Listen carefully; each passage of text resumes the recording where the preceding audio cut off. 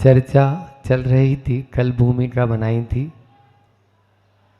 और आज उन अंगों को एक एक करके हम सब न केवल वचनों के माध्यम से ही सुनने और समझने की आवश्यकता है, बल्कि उसको भीतर में उतारने की भी आवश्यकता है।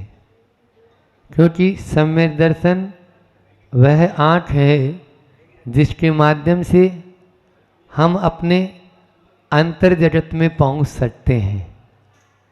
उस ज्योति के द्वारा ही, उस दृष्टि के द्वारा ही हम अंतर जगत को देख सकते हैं। यह अभिव्यक्ति का विषय नहीं, अनुभूति का विषय है, अनुभूत करने का विषय है सम्यक दर्शन। लेकिन हमारी जो बाहरी आचरण है, उस आचरण के माध्यम से भी हम सम्यक दर्शन का आकलन मोटे तौर पे कर सकते हैं। क्योंकि सम्यक दर्शन तो भीतर की परिणति है, उसको पकड़ना केवल मात्र केवल ज्ञानी का विषय है। केवल ज्ञानी ही उसको समझ सकते हैं कि ये मिथ्या दृष्टि है या सम्यक दृष्टि। आगम की भाषा में किसी को मिथ्या दृष्टि बोल देना भी एक गाली कहलाता है, लेकिन हम ये समझ रहे हैं कि उसको मिथ्या दृष्टि कहना गाली है और फिर भी अपनी दृष्टि को सही नहीं कर पा रहे हैं। ये अपन स्वयं समझ लो। यदि हम स्वयं उसको दृष्टि को जब तक सही नहीं करेंगे, तब तक अपने आप में भी आज तक अनादिकाल से हमारा यही स्थिति बनी हुई है कि हम अपनी दृष्टि को सही कर ही नहीं पाए हैं। जब तक हम पर में आपा बुद्धि रखेंगे, तब तक वो दृष्टि सही कहाँ हुई। इसलिए सम्यक दृष्टि के उन अंगों में सर्वप्रथम अंग है निसंकित अंग, शंका से रहित होना। यह सबसे पहला लक्षण है। यदि हमारे भीतर में शंका है, संदेह है, तो हम कभी भी सम्यक दर्शन को प्राप्त ही नहीं कर सकते हैं। आचार्य समंतभद्र स्वामी कहते हैं, इदमेव ईदृशमेव तत्वम नान्य न चान्यथा इत्यकंपाय सांभवत सन्मार्गे संशयारुचि। यही है, ऐसा ही है और यही सत्य है।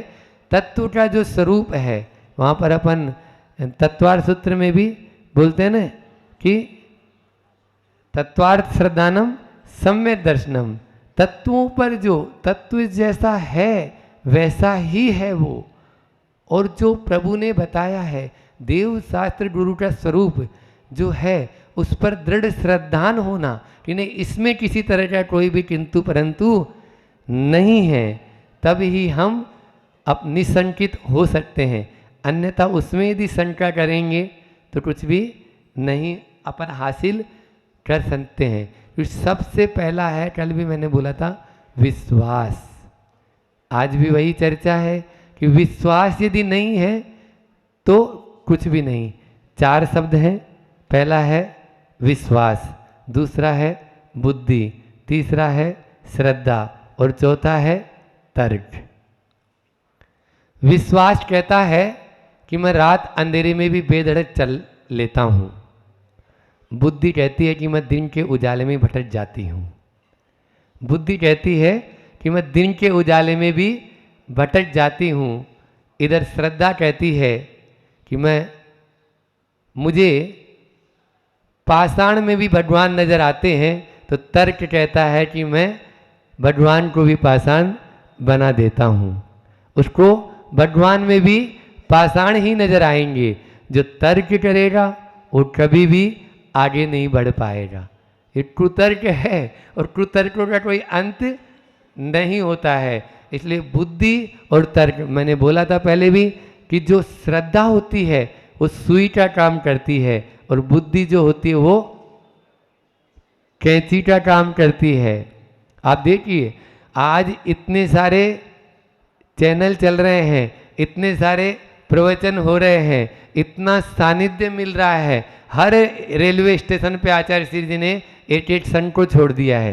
ये समझ लीजिए, इटारसी से लेके दमोह तक आप चले जाइए, हर मंडी मामोरा भी, बासोदा भी, विदिशा भी, भोपाल भी, इटारसी भी, तो हर जगह है। लेकिन फिर भी प्रभाव क्यों नहीं पड़ पा रहा है? क्योंकि बुद्धि आड़े आ जाती है। और ये बुद्धि है ना, पहले बुद्धि जो है ना, अपनी बुद्धि नहीं लगाते थे। पहले के लोग होते थे, पिताजी मंदिर जा रहे हैं, दादाजी मंदिर जा रहे हैं, दादी मंदिर जा रही है, तो हमें भी जाना है। क्यों जाना है? सोचा ही नहीं कभी। लेकिन आज का व्यक्ति, हम अधिक पढ़े लिखे हैं, कम समझदार। बस वो स्थिति हो रही है कि वो पढ़ लिख क्या गया है, अभी लौकिक भाषा का बोल रहा हूँ, पढ़ लिख क्या गया है, वो केवल और केवल बुद्धि। मंदिर क्यों जाना, ऐसा क्यों करना, ये क्यों करना, वो क्यों करना, ये जो शंका है, ये जो कुतर्क है, ये हमारी जो बुद्धि और तर्क, ये दोनों ही काटते चले जाते हैं। और इसके आधार पर कभी भी हम आगे नहीं बढ़ पाएंगे, नहीं बढ़ पाएंगे। श्रद्धा के आधार पर ही आगे बढ़ पाएंगे। जो विश्वास है, श्रद्धा है, उसी को हमें मजबूत, और वो तभी हो पाएगा जब शंका, बोलते हैं ना कि शंका जो है जहाँ पर है, शंका की धरती पर कभी भी हम श्रद्धा का बीजारोपण नहीं कर सकते। शंका की जो धरती है, उस शंका की धरती पर वो बीज का रोपण होने ही नहीं देगी।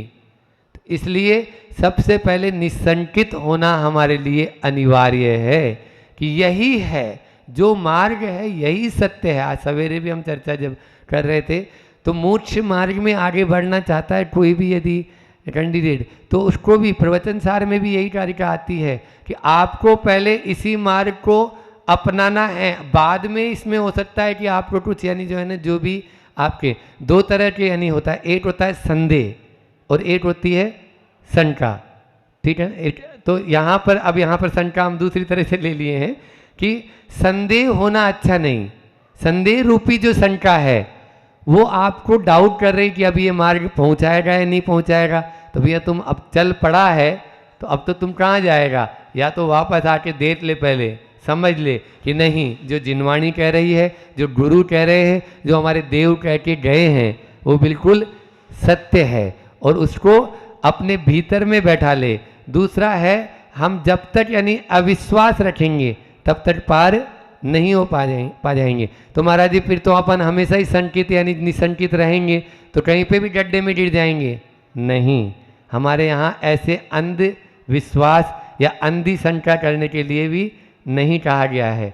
अंधी मतलब अंध रूप से निशंकित होने के लिए भी नहीं कहा है। आप पहले देख लीजिए, सच्चे देव, शास्त्र और गुरु कौन है, ये विशेषण लगाया। आप देखिए, बाल बोध में पढ़ाते हैं कि जो सच्चे देव हैं, सच्चे गुरु हैं, सच्चे शास्त्र हैं, उनके प्रति ही आपको जो है ना अपनी श्रद्धा रखनी है, और वहीं निशंकित होना है, वहीं पर निशंकित होना है। ऐसे नहीं कि आप कहीं पर भी जाके आप 10 रुपये का श्रीफल भी लेते हो। आजकल 10-15 रुपये का आता हो, कितने का आता है, हाँ जो भी, तो जितने का आता है तो उसको भी बजा के लेते हो या नहीं लेते हो। तो जिसके प्रति अपन पूर्ण रूप से समर्पण कर रहे हैं, या जो हमारा उद्धार करने वाले हैं, उनको तो पहले आप देख के ही, लेकिन जब एक बार देख लिया है, एक बार मालूम चल गया कि यही तत्व है, इन 7 तत्व के अलावा हमारा कल्याण नहीं हो सकता है, कोई 8वां तत्व नहीं है। इस तरह का जब यानी विश्वास हमारे मन में आ जाएगा और इस पे हम अकाट्य श्रद्धा करेंगे, तब ही हमारा उस सब में दर्शन हमारा बेड़ा पार करा सकता है, नहीं तो पार नहीं जाएगा। वो तो पत्थर की नाव का जैसा हो जाएगा कि आप कहीं पे भी गए और मत्था टेक दिया है, तो पत्थर की नाव में सवार हो गए, तो खुद तो डूब ही रहा है, दूसरा और डुबा देगा। तो इसलिए तो साधु का स्वरूप कैसा है, देव का स्वरूप कैसा है, ये भी आपको मालूम होना चाहिए। शास्त्र का स्वरूप कैसा है, ये जब तक मालूम नहीं। पहले क्या होता था, पहले के जो लोग होते थे बहुत स्वाध्यायशील होते थे, आजकल के भी होते हैं। मंडी बामोरा में तो बहुत मतलब बाई जी के द्वारा काफ़ी स्वाध्याय का किया गया है, और अन्य भी तो, लेकिन स्वाध्याय होगा तब ही आप जो है ना स्वयं भी अपने आप को स्थिर, और साधु भी का भी स्वरूप आपको मालूम हो पाएगा। नहीं तो क्या कुछ नहीं होगा कि लोभी गुरु, लालची चेला, और होए नरक में ठेलम ठेला, वो यही होगा। कि ये लोभी गुरु है और लालची चेला है। चेले को लालच आ जाता है कि हाँ हाँ ऐसा हो जाएगा वैसा हो जाएगा, अब बस हो गया काम, वो कुछ भी नहीं हो सकता है। दोनों का ही नुकसान है। एक बार ऐसा हुआ, एक अंधा था, वो अंधा मंदिर जा रहा था। किसी मित्र ने पूछा, क्यों भाई कहाँ जा रहे हो? भगवान के दर्शन के लिए जा रहा हूँ। भगवान के दर्शन के लिए?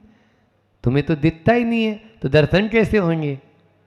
जो अंधे ने जो जवाब दिया, वो शंका जो है ना, जैसा वो निशंकित था ना, वैसा अपन को अपनाना है कि मुझे नहीं दिखता कोई बात नहीं, लेकिन भगवान को तो दिखता है।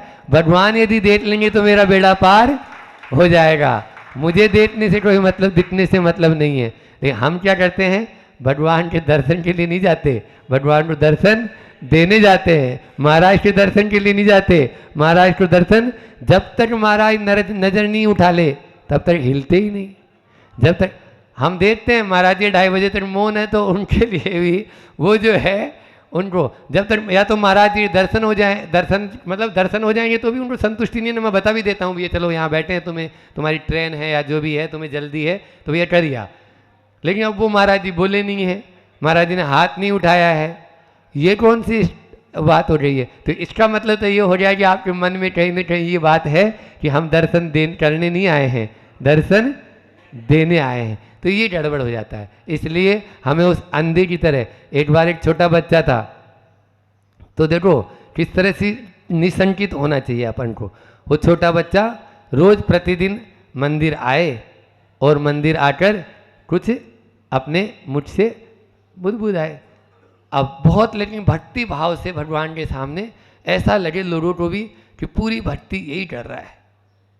अब वही वह शंका, ये क्या कर रहा है? ये शंका जो है ना, ये कीड़ा है ये, और ये हर जगह होता है। हम तो बोलते हैं, अभी आपको बुरा लगेगा, चौके में अंतराय कर दिया और महाराज बैठ चुके हैं, अब वो खड़े हो नहीं सकते हैं, लेकिन उसमें भी शंका है, नहीं महाराज ने गलत अंतराय कर दिया है। आप देखो ना, वो महाराज के ऊपर प्रश्न चिन्ह लगा दिया है, तो महाराज ने अंतराय गलत किया है। ये कौन सा? तो ये तो आपका गड़बड़ हो जाएगा ना। इसमें तो यदि आपकी मान ली देव शास्त्र गुरु के प्रति श्रद्धा कहाँ बची आपकी? नहीं, महाराज जी ने जो अब तो कर भी दिया है, वो दोबारा खड़े होने नहीं है, खड़े होकर वो दोबारा खड़े हार भी नहीं लेंगे। इसलिए महाराज जी पे या देव पे या शास्त्र पर कभी शंका इस तरह की नहीं करना। तो वो बच्चा बुदबुदा था, एक पूछा, तो अब अध्यक्ष साहब भी देख रहे हैं कि यार ये तो बहुत भक्ति भाव से रोज आता है, तो उससे पूछा, क्यों भाई क्या करता है? बोले नहीं, मैं भगवान की भक्ति करता हूँ। तो भक्ति में क्या बोलते हो हमें तो बताओ। बोले नहीं, मैं जो है ए से लेके जेड तक की पूरी अंग्रेजी बोल देता हूँ जो मैंने विद्यालय में सीखी है। अच्छा, तो ये कोई भावना होती है क्या? भगवान की प्रार्थना होती है क्या? बोले सुनो, दुनिया की जितनी प्रार्थना बनी है ना, वो ए से जेड के बीच में जितने अक्षर हैं उन्हीं से बनी है। इसलिए मैं तो ये बोलता हूँ, भगवान मैंने ये पूरी अंग्रेजी बोल दी है, पूरे अक्षर बोल दिए हैं, बार कड़ी के अक्षर बोल लो, मान ली इंग्लिश से आपको वो है, अब जो आपको अच्छी लगे वो बना लो। कई बार ऐसा होता है कि भगवान के सामने जाकर, कई मैंने देखा है कि अब एक पूजा में शायद ऐसे भाव है कि मेरा कुछ नहीं जाएगा, तेरा ही जाएगा अब तो जो जाना है, क्योंकि मैं तेरा परम भक्त हूँ। अब मेरी बिगड़ी यानी जो है ना, वो आपको सुधारना है। यदि नहीं सुधर पाएंगे या कोई भी काम बिगड़, हम तो भगवान से हम भी ऐसे ही बोलते हैं, जैसे मान लीजिए कुछ भी कर रहे हैं, कोई भी प्रोग्राम, तो अब हमारा क्या जाना है, हम तो आपके भरोसे, हमने तो तेरे भरोसे नैया डाल दई, है ना, भंवर में नैया डाल दई, ऐसा है ना भजन रोहित बोल रहा है। तो वही वाला, तो अब तो मेरा कुछ भी नहीं है भगवान है, अब तो जो भी है वो आपका है। ऐसी शंका, यदि ऐसा निशंकित यदि अपन हो जाएंगे, निश्चित रूप से भगवान उसका बेड़ा पार करेंगे। उसमें फिर कोई तरह का वो किंतु परंतु नहीं रहेगा। यही हमारे भीतर में होना चाहिए, तभी हम जो है निशंकित होकर आगे बढ़ सकते हैं। अन्यथा तो पहला ही ये जो है फाउंडेशन है ये, क्योंकि अगर निशंकित नहीं है या शंका से सहित है, तो हम निशंकित का मतलब दो अर्थ भी होते हैं। एक तो यहाँ पे शंका का जो मैं इतनी देर से बता रहा हूँ, दूसरा एक भयभीत होना भी है। सम्यक दृष्टि जो है ना, भयभीत नहीं होता है। भीतर का अर्थ लेंगे तो क्या, सम्यक दृष्टि सप्त भय विपमुक्ता होता है, वह सम्यक दृष्टि कभी भी भयभीत नहीं होता है। आचार्य कुंद ने उस परिभाषा निसंकित जो अन्न की परिभाषा वो इस प्रकार से, वो तो समंतभद्र की बताई थी पहले। अब कुंद आचार्य कहते हैं सम्मा इट्ठी जीवा निसंका होंती निभया तीण सप्त भय विपुमुट्ठा जम्मा तम्मा दुनिसंका। यानी सम्य दृष्टि जो जीव होते हैं वो मतलब निसंक होते हैं, और जो निसंक होता है वो तभी हो पाएगा जब निर्भय होगा। भय से सहित जो होगा वो शंका से सहित ही होगा। जैसे अभी मान लीजिए कोई भी आपको थोड़ी सी भी मन में यदि उवापोह है, या जिसको बोलेंगे अपन शंका है, तो आप भय से रहित यहाँ बैठ नहीं पाएंगे। अभी यहाँ कोई को बोल दिया जाए कि नहीं चल यहाँ पर कुछ देख लिया था, तो आप भले ही महाराज जी प्रवचन कर रहे हैं, अब वही वो नजर आएगा, है ना, प्रवचन में भी बोले सामने ये क्या है। तो ये चीज तो वो सम्य दृष्टि के मन में वो नहीं होता है। क्यों? कि 7 प्रकार के भय से वो सप्त भय विप मुट्ठा, तभी वो निसंकित हो पाएगा। चाहे वो इलोट भय हो, चाहे वो परलोट भय हो, चाहे वो मरण भय हो, चाहे वो आकस्मिक भय हो, चाहे वो अत्राण भय हो, चाहे वो अगुप्ती भय हो, और चाहे वो एक और रह गया, कौन सा रह गया, वेदना भय। हाँ देखो भाई जी बता दिए तुरंत ही कि वेदना का भय, हम वेदना के कारण भी भय, सबसे ज़्यादा तो मरण इसी का होता है, मरण भय और वेदना भय अलग अलग है। तो मरण भय हम ये मरने से डर जाते हैं और शरीर को आपा बुद्धि मानकर उसी में ही अपन लगे रहते हैं। इसलिए अपने मन के गुलाम मत बनो, अपने शरीर के गुलाम मत बनो। इस 7 भय से बचना है तो आप मन को पकड़ लो, बस मन को मार लो, ये भय से रहित हो जाएंगे। भय क्या है? मन की परिणति है, मन की परिणति है। आप देख लीजिए, हमने जब पहले छोटे थे बचपन में तो पैदल जाना आना होता था, गाड़ी नहीं चलती थी उन दिनों में। बोले महाराज जी आप कौन से गांव में रहते थे? यही नहीं समझ में आती कि जब आहार करने जाते थे या भोजन करने किसी के यहाँ जाते थे तो गिलास या लोटा लेके जाना पड़ता था। और ये आपका गाँव ही हमें तो समझ में नहीं आ रहा, आप लोगों के मन में आ जाएगा कि आप इतने क्या प्राचीन गाँव में रहते थे। हाँ ऐसे में रहते थे, बैलगाड़ी चलती थी और वो भी दिन में चलती थी, रात में तो चलती नहीं थी, तो आना जाना पैदल ही होता था। अब वो पैदल होता था तो एक बार क्या हुआ, शमशान घाट के आगे जो है खेत से गुजरना होता था, तो बबूल के पेड़ राजस्थान में बहुत होते हैं, बबूल की जो झाड़ियाँ होती है, तो उन बबूल की झाड़ियाँ थी। देखो किस तरह से, यानी भय होते ही क्या होता है परिणति। तो आगे आगे एक व्यक्ति चल रहा है, उसके सिर से वो बबूल की झाड़ी जैसा ही कुछ टच हुआ और उसने हाथ से ऐसे कर दिया। ठीक है, प्रैक्टिकल बता रहा हूँ, महाराज जी बोलते प्रायोगिक उदाहरण भी दिया करो कभी कभी, तो हम वही प्रायोगिक उदाहरण जो अपने जीवन में होते हैं, तो वो जो है प्रयोग किया, देखा अपना देखा हुआ ये उदाहरण। अब दूसरा व्यक्ति जो दूर था उसने देखा कि ये तो 2 आंखें चमक रही है, अरे दद्दा जो तो सांप लटक रहा है ऊपर से, और वो आदमी जो आगे गया है उसने झाड़ी समझी थी तो यूं करके चल दिया अपना आगे, है ना। और ये उसके पास में जाके इतना ही बोला, क्या है देखा नहीं तुमने, वो सांप था ऊपर, हैं बस हो गया, वो तो गया, अब क्या है, हमें तो चला ही गया ना इतने में। तो मतलब झाड़ी थी उसमें कुछ नहीं हुआ था, और वही झाड़ी थी वही सांप था। आप देख लो आप, तो आप लोग कितने बार दिन भर में उस सांप को झाड़ी को सांप मानकर चल रहे हो, इसलिए ये भयभीत हो रहे हैं। अपन हर चीज को वो झाड़ी है भैया, उसको झाड़ी मान ले, काट लिए तुम सांप मान रहा है, तेरा कल्याण हो जाएगा। निसंकित अंड यहाँ पर भय से रहित होना भी बोलता है। हाइकू लेकर अपनी वाणी को विराम दे रहा हूँ। गुरु जी का हाइकू जो है कि मत दिलाओ विश्वास, लौट आता व्यवहार से। विश्वास को दिलाने की जरूरत नहीं है, अपन को केवल मात्र मजबूत होने की जरूरत है, अपन को यानी जो है ना व्यवहार में उतारने की जरूरत है। आचार्य श्री तो बार बार कहते हैं कि इन सम्य दर्शन के 8 अंडों को अपने जीवन में उतार लो। किसी को विश्वास दिलाने की जरूरत नहीं है कि तुम सम्य दृष्टि हो, लेकिन तुम हथकरघा के विरोध में बोलोगे, तुम धर्म प्रभावना काम के बीच में आड़े आओगे, तो फिर तो हमें प्रश्न चिन्ह लगाना पड़ेगा ना कि तेरा सम्य दर्शन है या नहीं है। इसके ऊपर आप देख लीजिए, आप कोई भी चीज़ के बीच में यदि इस तरह के काम करेंगे तो अभी 4 आंतरिक है 4 बाहरी है, रोज इसी पे चर्चा करना है, इनके बारे में भी रखेंगे आगे। इसी को अपन कंटिन्यू रखते चले जाएंगे। आज निसंकित अंक की चर्चा करके हम स्वयं भी निसंकित होएं और आप सब भी निसंकित होएं, ऐसी भावना के साथ में मैं अपनी वाणी को विराम देता हूँ। बोलिए अहिंसा परमो धर्म थी। और उसके बाद अपन ने दुख पर जो चर्चा करी, 17-18 प्रवचन दुख पर हो गए। हमारा भाव है 2-3 कारिकाएँ ले लें, फिर कोई विषय में मन लग गया तो फिर ले लेंगे। तो अपन 11 तक अपन ने कर ली थी। 12वीं कारिका को अपन और देखते हैं क्या भाव है, उसमें अपन जाने का प्रयास करते हैं। तो 12वीं कारिका है, अब काल लब्धि बलते दयाल, तुम दर्शन पाए भयो खुशाल। मन शांत भयो मिटी सकल द्वंद्व, चाख्यो स्वातम रस दुख निकंद। बहुत अच्छी बात बोल रहे हैं यहाँ पर। बोल रहे हैं अब काल लब्धि आई है, पर काल लब्धि से ये मत समझ लेना कि कल चर्चा चल रही थी, कमेटी के लोग बैठे थे तो प्रतिमा की चर्चा चली, तो उन्होंने कहा महाराज जी लेंगे प्रतिमा लेंगे, जब काल लब्धि आएगी जब लेंगे। तो मैंने उनसे कहा भैया आप एक काल लब्धि शब्द को अपने जीवन में इसकी क्या परिभाषा मानते हो? अगर काल लब्धि सब करने वाली होगी तो पुरुषार्थ को गौन करना पड़ेगा। नहीं, ऐसा नहीं है।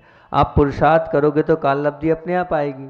अब पुरुषार्थ करो ही नहीं तो कैसे काल लब्धि आएगी? आप चेतोगे तभी तो काल लब्धि आएगी, जब मानसिकता बनाओगे तभी तो काल लब्धि आएगी। तो यहाँ पर इन चीज़ों को पकड़कर आप गलत अर्थ मत निकाल लेना कि काल लब्धि आएगी जब भी हम दर्शन करने जाएं। ये तो एक लेखक ने, एक कवि ने अपने मनोभाव व्यक्त करें कि काल लब्धि आ गई, मेरा अच्छा काल आ गया, आपके चरणों में आ गया हूँ मैं और आपकी भक्ति कर रहा हूँ मैं, उसको यहाँ लेना। और फिर तुम दर्शन पायो भयो कुशाल। क्या बोला? हे प्रभु आपके दर्शन करने के बाद खुशहाल हुआ हूँ। खुशहाल मतलब खुश हो गया हूँ। मतलब हम जब भगवान के दर्शन करने जाएं तो इतने भाव विभोर हो जाएं, उनके दर्शन के बाद हमें लगे कि सब कुछ मिल गया है, जो चाहिए दुनिया की संपूर्ण संपदा मिल गई है। कभी भगवान को देखकर हमारे ऐसे भाव हो रहे हैं क्या कि ये प्रभु बस आपको देख लिया सब हो गया, अब कुछ नहीं चाहिए? जिसके ऐसे भाव हो रहे हैं तो समझना वो सच्ची भक्ति कर रहा है। और वो भगवान नहीं मिल रहे हैं, उसके अंदर तड़पन है कि प्रभु आपके दर्शन नहीं कर पा रहा हूँ मैं, आपकी भक्ति नहीं कर पा रहा हूँ मैं, आपकी आराधना नहीं कर पा रहा हूँ, तब तो मानेंगे उसकी सच्ची भक्ति। पहले भी मैंने कहा था कि आजकल जब आप बाहर जाते हैं और दर्शन छूटते हैं तो एक तड़पन है कि नहीं? बच्चे लोग हॉस्टल में रहते हैं, महीनों महीनों दर्शन नहीं होते हैं, नहीं होते, मजबूरी है, आप गृहस्थ हो, आपको अपने अपने कर्तव्य करना, लेकिन एक तड़पन तो होना चाहिए कि हाँ कैसे पाप का उदय है कि प्रभु के दर्शन नहीं कर पा रहा हूँ, प्रभु की भक्ति नहीं कर पा रहा हूँ, और मौका मिले तो छोड़ना नहीं। तब तो लगेगा कि हाँ आपके अंदर भक्ति है, आपके अंदर से परिणामों में निर्मलता है, अन्यथा नहीं है। खुशी होना चाहिए, ऐसी खुशी होना चाहिए भगवान को दर्शन करने के बाद, वो खुशी सब खुशियों से अपार खुशी होना चाहिए। तो ये खुशहाल का अर्थ दिया, मन शांत भयो मिटि सकल द्वंद्व। अर्थात अगर प्रभु के चरणों में जाने के बाद भी अगर हमारे मन में शांति नहीं मिल रही है और द्वंद्व चलता जा रहा है तो भगवान की छवि देखने से कोई मतलब नहीं है। आप भगवान की यहाँ भक्ति कर रहे हो और बाहर जाकर लड़ रहे हो, गाली दे रहे हो, कषाय कर रहे हो, युद्ध कर रहे हो, विवाद कर रहे हो, क्या मतलब आपका भगवान की भक्ति करने का? आपके अंदर परिणामों में निर्मलता नहीं आ रही है भगवान के दर्शन से, तो कोई मतलब नहीं है, कोई भी उसका फल आपको नहीं मिलेगा। तो यहाँ यही बोला, मन शांत भयो मिटो सकल द्वंद्व। अंदर के पूरे द्वंद्व निकल जाने चाहिए, अंदर की पूरी कषाएं समाप्त हो जानी चाहिए, अंदर की कालुष्ताएं समाप्त हो जानी चाहिए, तब तो आपके भगवान के दर्शन करने का कोई फलादेश होगा, नहीं तो नहीं होगा। चाख्यो स्व आत्म रस, अर्थात हे प्रभु आपके दर्शन से मैंने क्या प्राप्त किया? तो प्राप्त किया आत्मा का रस। आत्मा पर मैं बहुत कुछ बोल चुका हूँ, इसलिए पहले खुद 2-3-4 प्रवचन आत्मा पे कर दिए, शुद्ध उपयोग कर दिए। तो वो आत्मा का रस कैसे होगा? तब आपके अंदर भक्ति से मैं दर्शन करूँगा, तब आत्मा का रस मुझे प्राप्त होगा। आत्मा का रस अगर प्राप्त नहीं हो रहा है तो क्या मतलब? और फिर दुख, ये तो अपने आप इन दुखों का समूह, तो जब आत्मा के दर्शन करूँगा और शांत भाव रखूँगा और आपकी छवि को प्रसन्नता से निहारूंगा तो मेरे दुख तो यूं ही चले जाएंगे, समाप्त तो होना ही होना है। दुख पर भी अपन ने बहुत सारी चर्चा कर ली 17-18 दिन। फिर उसके बाद है ताते अब ऐसी करूँ नाथ बिछुरे नहीं कभी तुम चरणनाथ। मतलब यहाँ पर मैं विनती कर रहा हूँ, हे प्रभु बड़ी मुश्किल से तो आप मिले हो, अब मेरी मति पलटी है, अब मेरी मति पलटी है तो आपके चरण में आया हूँ, अब आपसे बिछुड़ना नहीं चाहता हूँ, मैं आपको छोड़ना नहीं चाहता हूँ, कोई भी ऐसी परिणति मत करना कि मैं आपसे बिछड़ूं, सदैव प्रभु आपसे जुड़ा रहूं। या ये भाव कर बिछड़ू न कभी तुम चरणनाथ, आपके चरणों से मैं बिछड़ना नहीं चाहता हूँ, क्योंकि जिसने भी आपके चरण पकड़े हैं उसका कल्याण हुआ है, और जिसने भी आपको छोड़ा है वो कहाँ गया है, वो गड्ढे में ही गिरा है। मुझे तो बस कल्याण करना है, अब आपके चरण में नहीं छोड़ सकता हूँ। कितने भी कष्ट आ जाएं, कितने भी दुख आ जाएं, मेरा श्रद्धान देव शास्त्र गुरु पे ही रहेगा, उस पे ही अजर अमर श्रद्धान करूँगा, बाकी सब जगह कहीं भी मैं अपना माथा नहीं टेकूंगा। ये इसमें भाव दिए। फिर क्या, तुम गुण गण को नहीं छेव दे, मतलब आपके गुणों का छेव ही नहीं है, मैं प्राप्त भी नहीं कर सकता हूँ आपके गुणों को, और अपने माध्यम से बता भी नहीं सकता हूँ। और जिनके इतने गुण हैं, जो इतने महान हैं, जो इतने उत्कृष्ट हैं, उनको कौन बता सकता है। मैं छेव नहीं प्राप्त कर सकता आपकी गुरु। और जग तारण को तुम बिरदेव, और क्या है, हे प्रभु आपने तो ठेका ले रखा है, आपने तो कंपनी खोल रखी है सबको तारने की। आपकी भक्ति से सब तरते हैं, तो निश्चित तौर से मैं भी तरूंगा। मुझे पूरा विश्वास है कि आपकी भक्ति कर रहा हूँ, आज नहीं तो कल कभी तो मौका आएगा और मैं भी चौका लगाऊंगा और तर जाऊंगा। ये बात यहाँ पर बोलिए। फिर क्या बोला, आत्म के अहित विषय कषाय। बहुत अच्छी कार्य का, इस पे मेरा चिंतन रुक गया। मैंने कहा यहाँ रुक जाते हैं अपन, यहाँ रुक गया मैं। तो यहाँ आत्म के अहित क्या है, विषय कषाय। क्या बोल रहे हैं यहाँ पर, यहाँ पर बोल रहे हैं अगर आत्म को ऊपर पहुँचाना है तो किससे बचना पड़ेगा अपने को, विषय कषाय से, इंद्रियों के विषय से बचना चलने अपने को पड़ेगा। तो अपन अब श्रृंखला चालू करते हैं इंद्रियों के विषय पर। जितने दिन चल जाए, 2 दिन 3 दिन 4 दिन, इंद्रियों के विषय पर अपन चर्चा करते हैं। दुख का हमने 17-18 प्रवचन किए, अच्छे लगे ना, ऐसा तो नहीं। तो अपन हम इंद्रियों के विषय कषाय, ये इस पे मेरा बार बार मन कर रहा है कि इस पे अपन कुछ चर्चा करते हैं। तो अपन चलते हैं इंद्रियों के विषय पर चर्चा करने चलते हैं। क्या है, आंखें हमारी है, ये आंखें क्या है, इंद्रिय, चक्षु इंद्रिय आंखें हैं हमारी। आंखें विजाति के रूप दर्शन के लिए तड़पती रहती है, जाति के नहीं, विजाति के। आंखें हमेशा विजाति से, आप साथ पर समझ लेना, आप जिस जाति के हैं, पुरुष जाति के हैं, आप स्त्री जाति के हैं, तो विजाति के दर्शन के लिए ये आंखें तड़पती रहती है। और कान अच्छी बातों के लिए नहीं, पर निंदा के श्रवण के लिए ललायित रहता है। कान पर निंदा के श्रवण के लिए ललायित रहता है, या अनेक प्रकार के गानों को सुनने के लिए ललायित रहता है, या अनेक प्रकार की ऐसी चीज़ों को सुनने के लिए ललायित रहता है जिसके माध्यम से आपकी इंद्रियों के विषय पुष्ट होते हैं। जीभ हमेशा स्वादिष्ट द्रव्यों के लिए लार टपकाती रहती है, अनेक प्रकार के जो स्वादिष्ट आहार से संबंधित चीज़ें हैं उसके लिए लार टपकारी देती है। और ये शरीर मुलायम स्पर्श के लिए हमेशा तत्पर रहता है, तरसता रहता है कि बस कहीं से भी वो मुलायम स्पर्श मिलेगा तब उसको संतुष्टि होती है। और मन इन सभी इंद्रियों को और इनके जितने विषय उनको उत्तेजित करता है। क्या करता है, उत्तेजित। मन उसमें आग का काम, कहते हैं ना घी का, क्या घी का काम करता है आग में, वो काम करता है मन। मन सबका राजा है, मन इन इंद्रियों को और बलिष्ठ और पुष्ट करता है। जब मन इसमें लग जाता है तो ध्यान रखना, इस उत्तेजना में 3 चीज़ें मिलती हैगी, इस उत्तेजना में 3 चीज़ें मिलती हैगी। 3 चीज़ों का इसमें वास हो जाता है, आवेश, आक्रोश और आग्रह।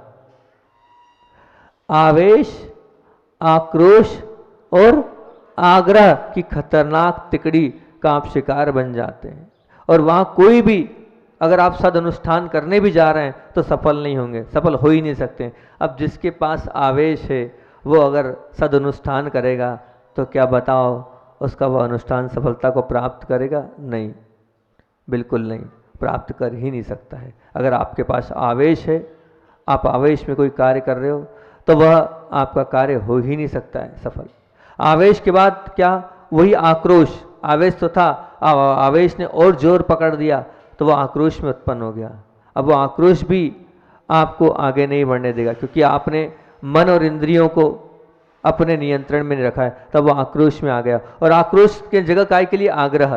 फिर आपने आग्रह, मैंने जो आवेश किया है, मैंने जो आक्रोश किया है, अब उस आवेश और आक्रोश के साथ मैं जो कह रहा हूँ वही सत्य है, वो हो गया आग्रह। जिनके पास ये 3 प्रकार की बुद्धि है, आवेश, आक्रोश और आग्रह, वो जीवन में सद अनुष्ठान नहीं कर सकता। सद अनुष्ठान से तात्पर्य वो भगवान की भक्ति नहीं कर सकता, चाहे लाख प्रयास कर ले वो अपने जीवन में सफल नहीं होगा। इसलिए रात का चिंतन था मेरा, ये रात का चिंतन था कि देखो कितने जीव हैं जो आवेश में आकर, आक्रोश में आकर और आग्रह में आकर अपना जीवन समाप्त कर देंगे।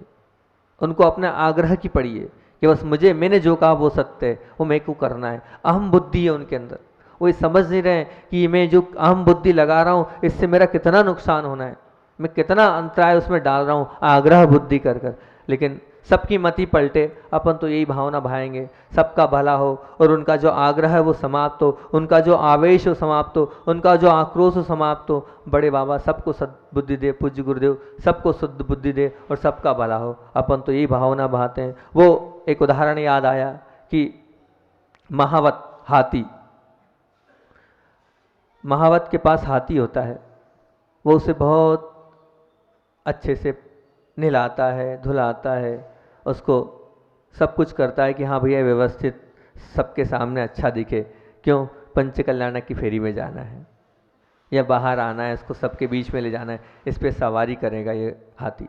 तो उसको नहलाता है, धुलाता है, संवारता है, सजाता है और बाहर लेके आता है। लेकिन क्या होता है, वो क्या होता है, वो वापस पूरा मिट्टी में अपने आप को नहला लेता है, पुनः वैसे ही मिट्टी से स्नान कर लेता है और पुनः स्नान के बाद वैसा का वैसे ही हो जाता है। और महावत क्या करे। इसी प्रकार मान लीजिए शरीर पर मिट्टी डालने के बाद भी वो हस्ती स्नान नहीं कहलाता है। इसी प्रकार हम भी स्वयं भी अपने पे घटित करें, इंद्रियों को और मन को हमने क्या खूब असंयमित अवस्था स्वच्छंद बहा रहे हैं, और स्वच्छंद बनाने के बाद फिर भावना बहा रहे हैं सद अनुष्ठान करें, तो क्या हमारा अनुष्ठान सफल होगा? नहीं होगा। हमारी इंद्रियां और मन कीचड़ से लिप्त हैं, गंदगी से लिप्त हैं, और सब कुछ वही भरा है हमारे अंदर। 23 घंटे हम उस कीचड़ से लिप्त हैं। उसके बाद हम चाहें कि प्रभु की भक्ति हो, प्रभु का ध्यान हो पाएगा? नहीं होगा, हम नहीं कर पाएंगे। उस हाथी के वध ही हमारी स्थिति हो जाएगी, उस हाथी के वध भी। और एक और वास्तविकता आपके समक्ष रखता हूँ कि दूसरों की नज़र में सच्चा साबित होना ज़्यादा कठिन नहीं है। दूसरों की नज़र में हम सच्चे साबित हो सकते हैं, कोई बहुत बड़ी बात नहीं कि हम सबके सामने को अपने आप को बताकर सच्चा साबित कर दें। परंतु अपनी स्वयं की नज़रों में आप अच्छा साबित होते हैं क्या? बताओ, अत्यंत कठिन बात है। स्वयं को स्वयं से परखो कि मैं जो कार्य कर रहा हूँ वो क्या समीचीन है, करने योग्य है, करना चाहिए क्या? आप सफल नहीं होगे, आप बिल्कुल सफल नहीं होंगे। क्योंकि अच्छा साबित होने के लिए आपको इंद्रियों के पास जाना पड़ेगा, और मन और इंद्रियां जब तक नियंत्रित नहीं होगी तब तक आप अच्छे नहीं बन सकते हो। ये बात ध्यान रखना, ये बहुत बड़ी बात है। महाभारत के युद्ध से, जो महाभारत भी जीतना एक बार कठिन है, इंद्रियों को जीतना, वो युद्ध एक बार जीत सकते हो आप, लेकिन अपनी इंद्रियों को जीतना बहुत कठिन बात है। इंद्रियों के सुख को अपने कब्जे में करना बहुत बड़ी बात है, बहुत कठिन बात है, बहुत कठिन बात है।